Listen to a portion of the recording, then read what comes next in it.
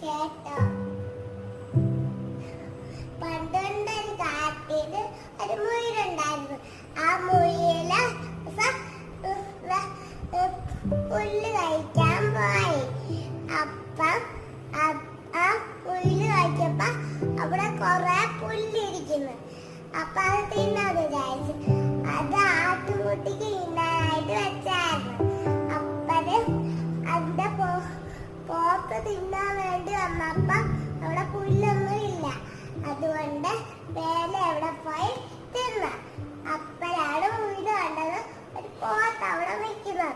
അപ്പൊ മുയല് വിചാരിച്ച ആ പുല്ല് പോയി തിന്നാണ്. അപ്പൊ ആ മുയല് അത് തിന്ന. അപ്പോഴാണെങ്കിൽ ആ പോത്തിനെ പിടിച്ചോ നാളെ അമ്മ പോയപ്പോ അവിടെ